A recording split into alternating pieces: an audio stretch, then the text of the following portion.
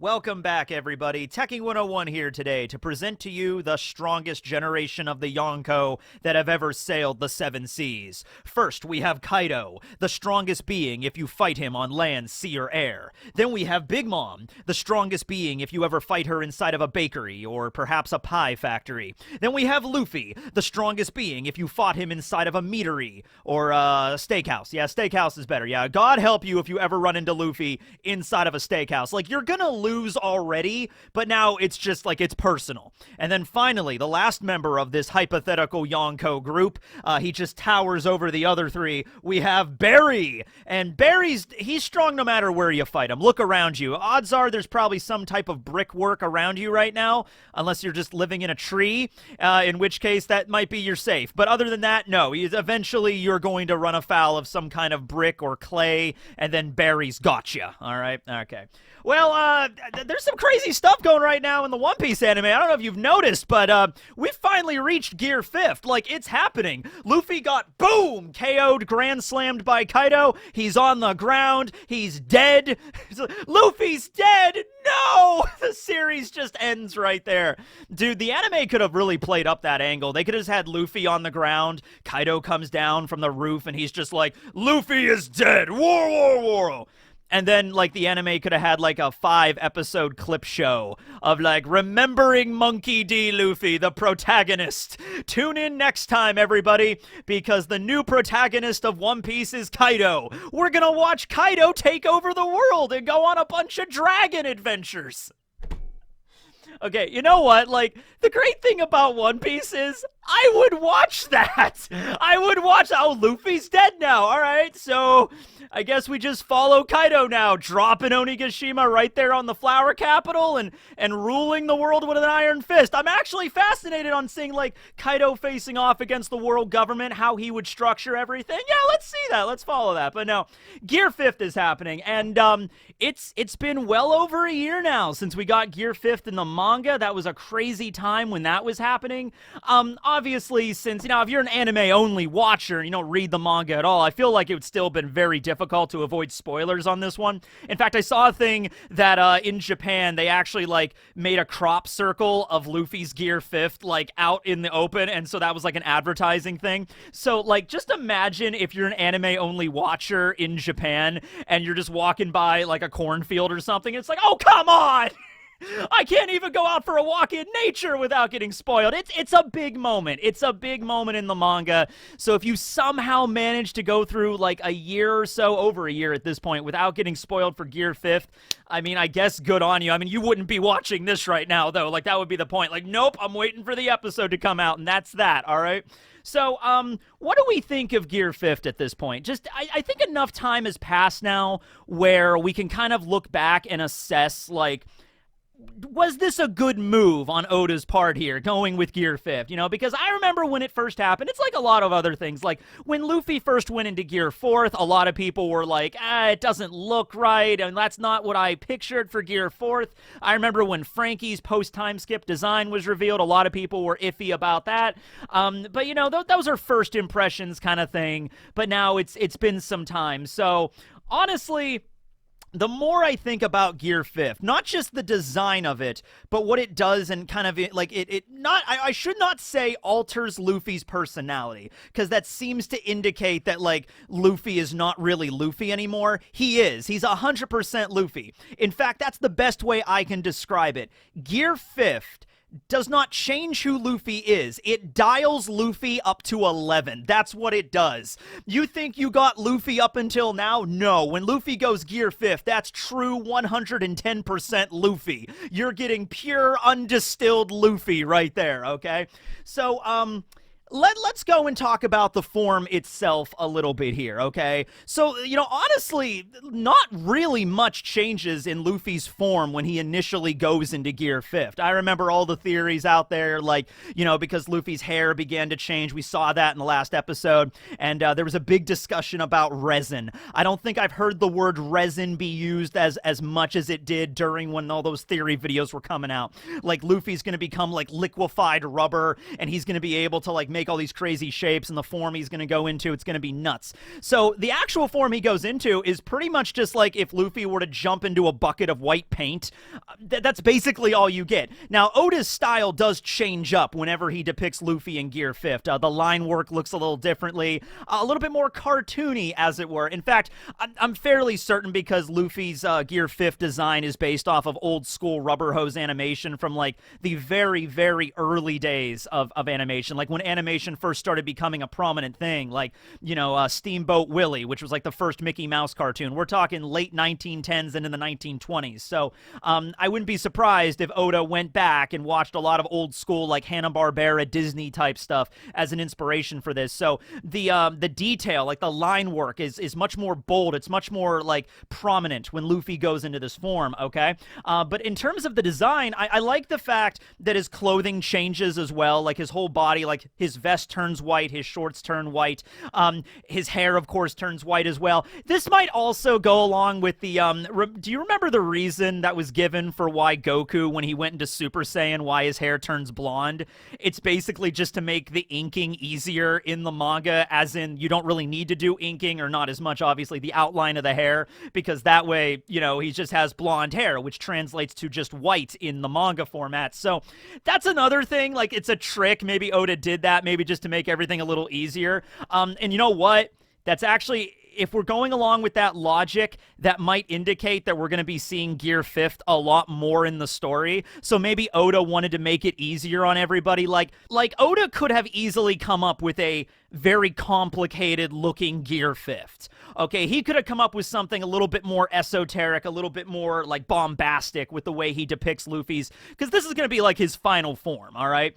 But it's a final form that just lends itself into other forms, right? So he could have done something like that, but maybe Oda's like, I'm going to go with something simplistic because it fits Luffy's personality, but also it'll just be easier to draw in the future. We're going to have enough to go on with just all the wacky shenanigans Luffy gets up to while in Gear 5th, so maybe drawing the initial form should be easy, okay? So it really is Luffy being the most free being in the world, okay?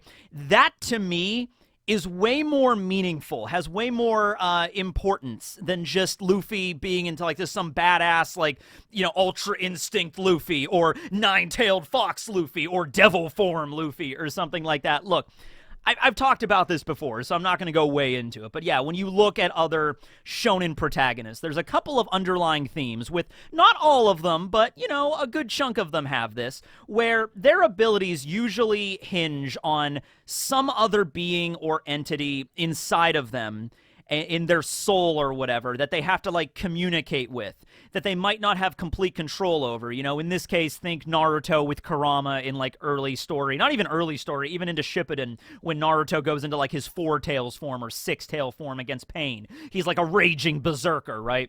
You got Ichigo going into his Vasto Lorde form against Ukiura. You even got like Guts from Berserk, you know, having the Berserk armor when that takes over. He's just a rampager, okay?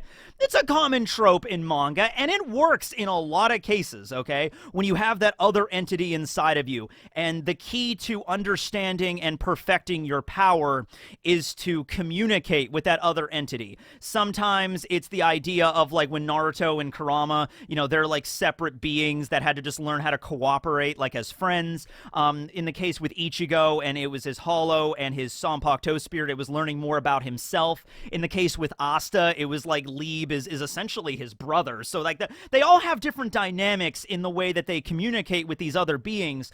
But the thing is, Luffy doesn't have any of that. Luffy is just Luffy. Luffy doesn't have, like, an angel or a devil inside of him. Luffy doesn't have, like, the soul of Joy Boy inside of him. Like, what do you think, Joy Boy? Well, Luffy, I think you should use Gumu Gumu no Bazooka. Okay, that's a good idea. You know, like, nothing like that. Luffy, by the way, doesn't even talk. He doesn't even have, like, internal dialogue to himself most times. Oda even made a point to not include that in the story. Like, Luffy's not, like, fighting Magellan, and it's like, okay, this guy can use poison, so I better make sure to go Gear 2nd and avoid his poison and attack from a long range, you know, vantage point or something. Like, no, Luffy's a man of action, man. He just goes for it, and a lot of times that'll bite him him in the ass. But sometimes literally, sometimes metaphorically bite him in the ass. But that's Luffy. That's his personality. So I was so happy. One thing that I was so relieved by when Luffy went into Gear 5th, that it wasn't like, I'm Joy Boy now, get ready, Kaido. You know, nothing like that. It's not like some other personality taking him over. It's not even like there's another personality in there.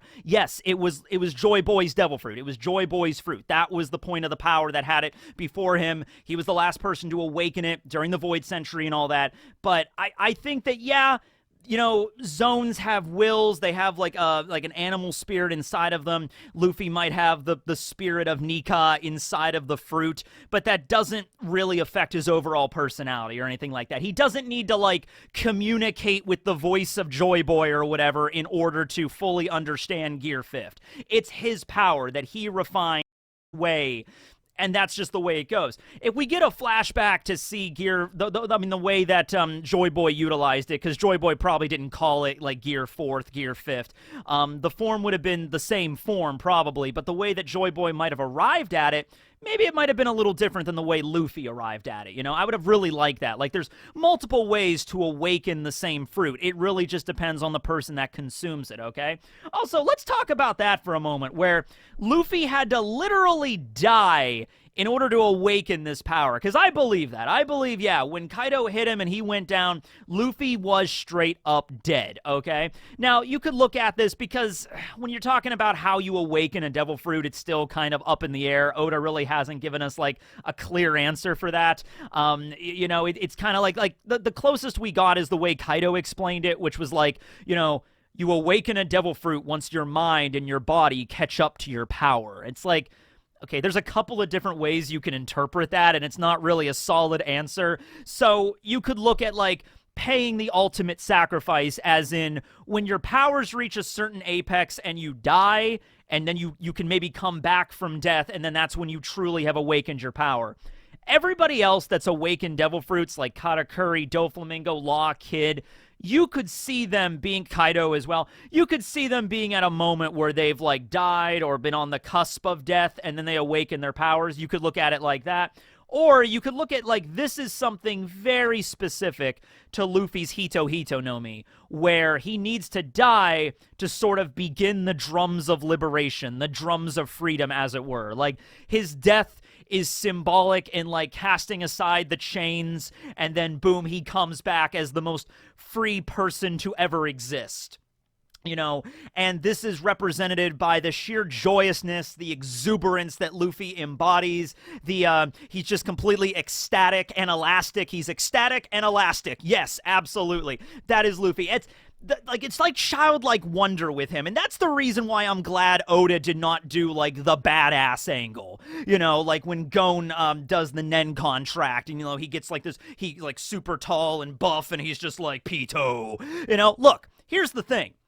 If Oda wanted to do that, if Oda wanted to go, like, the badass Ichigo Vasto Lorde route with Luffy's final form, like, Luffy gets defeated by Kaido, and Oda's like, okay, I'm gonna draw Luffy coming back, and his whole body is, like, covered in really cool hockey tattoos, and his hair's standing up, and he's just like, Kaido, I will defeat you now. Ugh.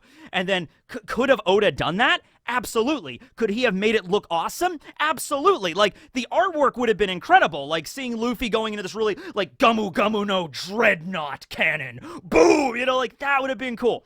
But would it have fit the character? Would it have lined up with Luffy's personality and Luffy's character? Not really, no. In fact, it would have been very jarring, in fact, if Luffy's final form, his Gear 5th, was something like that. If it was like, when I go into Gear 5th, I become all edgy and just, I fight like a berserker, and if I'm not careful, I'll lose myself, you know? It's actually weird because Oda is kind of doing that, maybe a little bit, where Luffy is, like, such on, like, ecstasy when he's in Gear 5th. He's in that state where he's dialed all the way up to 11. Like, it is possible you could see Luffy losing himself in that, because he might not be thinking very clearly. You know, it's just he's so excited to just have fun. Like, everything is fun to him when he's in Gear 5th. He's in a state where it's like, I can do anything, and I'm going to. maybe not necessarily thinking about the ramifications of that. Like, remember when he was fighting Kaido and he went into giant form? Because Luffy's like, wait a second, I feel like I can make myself a giant. And he turns into a giant. He's like, I'm going to step on Kaido. And Kaido just kind of bit him. And just like, oh, you just made yourself a bigger target, you know, chomp. And Luffy's like, ow, that hurts. So that's an example of Luffy, like, he's able to do anything, but not everything's gonna work, okay? That's another really salient point I want to drive home here, where Luffy going into Gear 5th was not like him pushing the win button. It was the ability, it was the form that was ultimately able to defeat Kaido. Sure, but it took several chapters to do that, and it even faltered at one point, where Luffy's in Gear 5th jumping around, and he's just like, yeah, I could fight like this all night. And it's like, oh boy, hold on a second, I think my heart just stopped. Ah, there it goes. And then he kicks back into Gear 5th, okay? So in those few chapters where Luffy was in Gear 5th fighting Kaido, we got to really see the positives and the negatives of this. Positives, we get to see Luffy being Luffy in this form where he can literally do anything he wants. Bad news is that's also a double-edged sword where sometimes he can get ahead of himself, really just going crazy and just like, I'm going to make myself huge because it looks cool, and then he ends up getting bitten, all right? Also, it indicates that there is a hard time limit on Gear 5th. This is not some kind of thing that just goes on interminably, you know what I mean? It eventually will run out of gas. Luffy can restart it. We've seen him do that, but it's kind of a situation, the same thing with, one thing we do know about awakenings, like we saw this with Law and Kid, you can keep pushing yourself to use your awakenings, but it is going to drain your stamina, and also your life expectancy is going to shorten, okay? So Luffy's already kind of done this with Gear 2nd and Gear 3rd before, and then that one time he went Gear 2nd and 3rd at the same time against Moria, and then the healing hormones and Ivankov. I made a whole video talking about Luffy's life expectancy and how it's keep getting shorter and shorter. I'm telling you what, man. When Luffy, you know, got knocked out of Gear 5th against Kaido and he was all drained and, like, shriveled up, when he chose to go back into that form, because Luffy knew that was the only way he was going to be able to beat Kaido, when he chose to do that, that might have shaved a couple years off his life just doing that, okay? I also really appreciate that, yeah, even though Luffy does have this form now, and he definitely prefers to go into it, like when he fought Lucci, he doesn't, it's not just going to be default. It's not just going to be Luffy going into Gear 5th default. I think after going into this form a couple times, like twice against Kaido, once against Lucci, I think Luffy's becoming a little bit more aware, and he might not be telling the other Straw Hats this, because like I said, Luffy might not really think about it this way, but like every time he goes into Gear 5th, have you noticed, whenever we see the aftermath of this, when we do, Luffy's completely drained, like utterly. Like after he fought Lucci, he was like the shriveled up husk, like, okay, we gotta go to the lab, all right, let's go, you know? So Luffy might begin to realize, like, okay, when I go into this form, I am so excited. Like, I'm like a kid at Christmas. I'm just like, yeah, let's fight, yeah. But after it's over, that kickback, it hits you, okay? And so Luffy might be aware of that, and he's like, I gotta be careful going into that form. Because that form's cool. It's not indestructible or anything, but it's really cool, and I could fight at my peak. It might even become addicting to Luffy a little bit, like that idea of like, man, I like feeling like that. I like going into that kind of state of like, you know, exuberance, you know, but if and joyousness, that's like the whole point. But after that, you know, weakens you. And so when Luffy was fighting against S-Bear, like in the control room, he's going Gear 4th now. So Luffy's kind of aware of this and being like, I'm not going to go into Gear 5th every single fight, because if I can't finish off the enemy quick enough, I'm not going to be able to fight anymore, okay? And I can restart it, but that might weaken me even more after. Yeah, Oda could have done something cool. We could have had, like, Super Saiyan Ultra Instinct Luffy. He could have drawn it. There's no reason why he couldn't have. But I love this a million times more. I love it because it's also something you don't see much in manga and anime, right? And I get it. Like, the reason why the badass final form is a trope, because it's cool, right? It's cool when Goku went into Super Saiyan 3 or Super Saiyan 4 or Ultra Instinct. It looks cool. It's foreboding. It's intimidating. You know what I mean? I would say Super Saiyan 4 is the most intimidating out of all of that. You know, I love it when Asta goes into his devil form, his devil union. That's cool. Naruto going into like Sage of Six Paths or his Nine Tails form, the cloak. You know, that all looks really cool. It looks badass. But Oda took a completely different approach to this. It's like,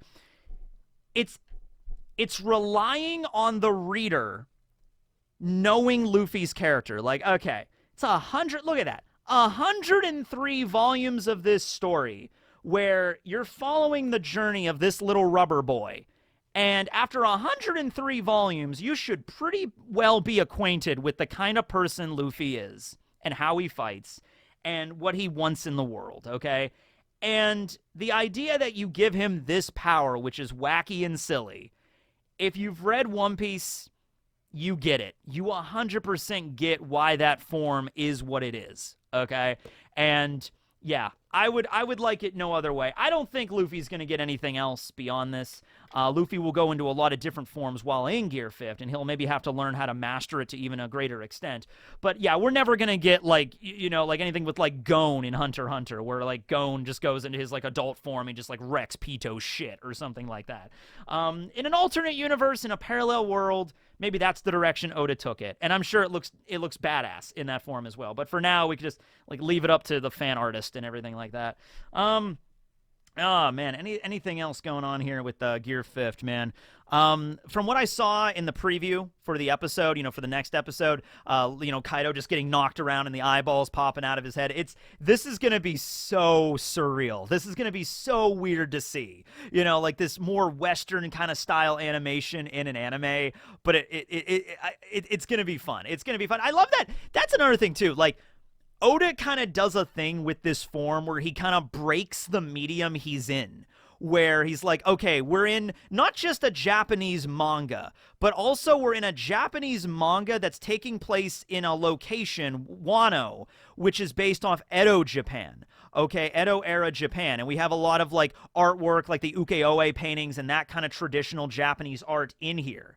So we have traditional Japanese art in the Japanese manga, and then Luffy goes into a form which is more akin to, like, early 20th century Western animation. It kind of makes you, like at a certain point, like, you're, like, reading something that's kind of, like, broken the fabric of reality. You know what I mean? Like, Luffy going into Gear 5th changed the very tone of what the manga was and the way it's presented to the reader. I like that type of shit. I really do. Like, whenever, you know, there was another manga that did this. And I can't remember which one it was, but there was, like, a manga at one point where the reality of everything was kind of breaking apart, and, like, the panels of the manga themselves began to warp and change. Like, you're reading that page by page, and the panels are, like, shattering and breaking apart, okay? And it's, like, to give the reader the impression that, like, what they are reading is even changing now because of this form. Can't remember what it was, but there was something like that, right? So I like that. Oda going the extra mile and all that stuff. What do you think about Gear 5th now that we've had a little bit over a year to realize it, and now it's happening in the anime finally? We're going to see a lot more wacky stuff in the future, I am sure, okay? I think Oda has endless ideas for this moving into the final saga, and it's just going to get more and more ridiculous, all right? Well, anyway, I'm here for the journey just like everybody else.